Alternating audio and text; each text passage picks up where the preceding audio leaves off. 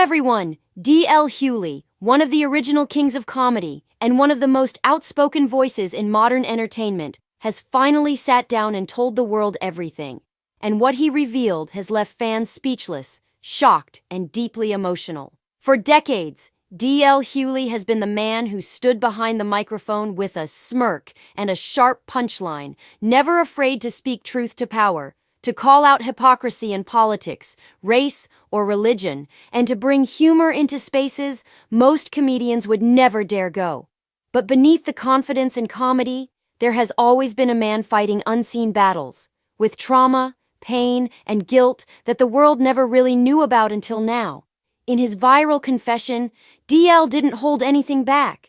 He spoke openly about his family, the devastating personal tragedies he's endured, the scandals that nearly destroyed him, and the heavy cost of being both fearless and famous in an industry that thrives on your vulnerability. The revelation didn't come during a comedy set or a late-night talk show appearance. It came in an unfiltered, emotional interview where Hughley's usual humor gave way to raw honesty. He began by talking about the double-edged sword of success, explaining how comedy saved him, but also isolated him.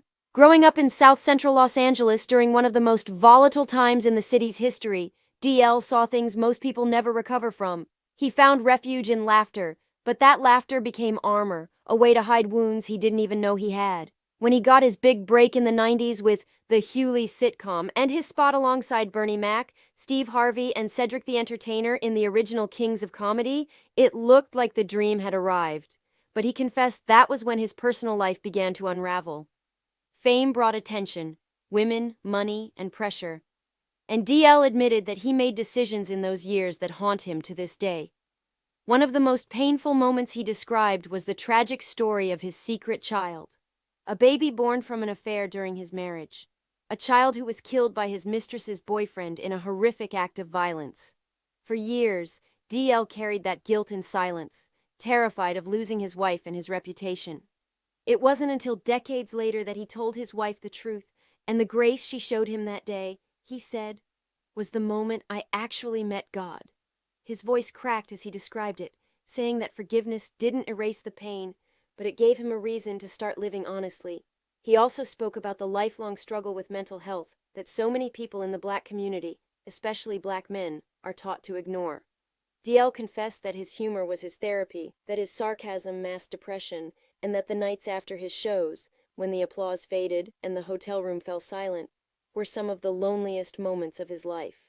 He revealed that even as a husband and father, there were times he emotionally checked out, drowning himself in work and using the stage to avoid confronting what was happening at home. He said, I could make a stadium laugh, but I couldn't tell my wife I was hurting. When the pandemic hit and the entertainment world stopped, DL was forced to face himself in ways he never had before. That was also when tragedy nearly struck again.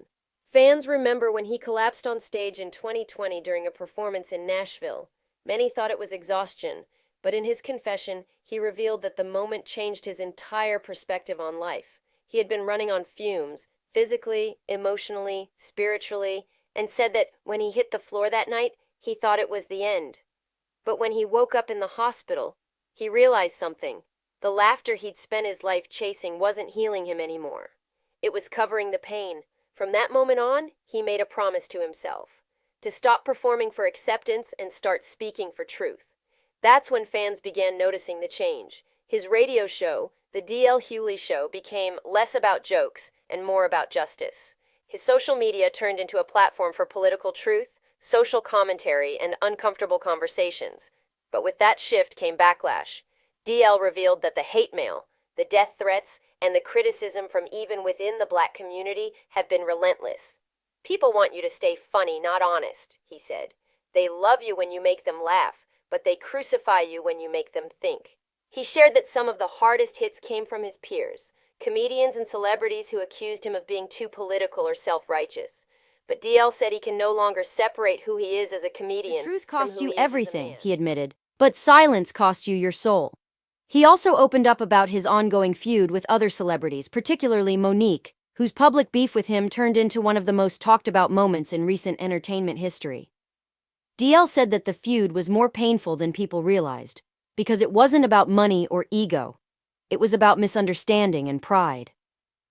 He admitted that both of them were hurt by Hollywood in different ways, and that their conflict became an outlet for that pain. But what stunned fans most was his confession that he has tried in private to make peace with her, and that he prays they can both heal from what happened. "I don't hate her," he said. "I just hate what pain does to people." DL's confession also took a deeply emotional turn when he discussed fatherhood. He spoke about the relationship with his son, who is on the autism spectrum, and how that relationship taught him more about love than any sermon or success ever could. He said, "My son doesn't care who I am on TV. He just wants his dad." That realization, he explained, grounded him and gave him purpose when fame began to feel meaningless. He described the joy of seeing his children grow up and how fatherhood, with all its challenges, gave him a reason to become better.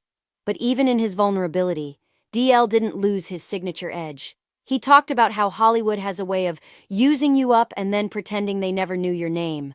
How the industry that once praised him now tries to silence him because he refuses to play safe.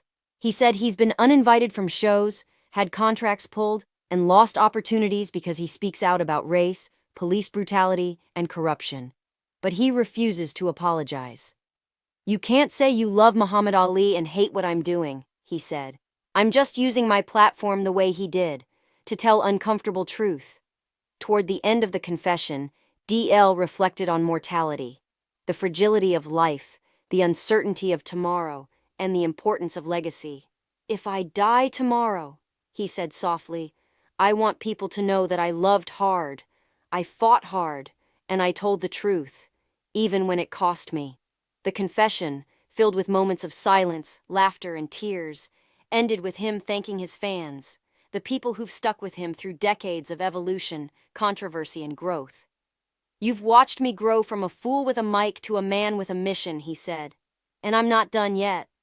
What makes DL Hughley's confession so powerful isn't just what he said, but how he said it, with the vulnerability of a man who's seen too much, done too much, lost too much, and yet still finds humor in the heartbreak. For once, the man who made millions laugh made the world stop and listen. And as his words continue to echo across social media, one thing is clear: DL Hughley is no longer hiding behind the jokes. He's telling everything: the pain, the regret, the redemption. Because as he says, the truth may hurt, but it's the only thing that heals. Thanks for watching.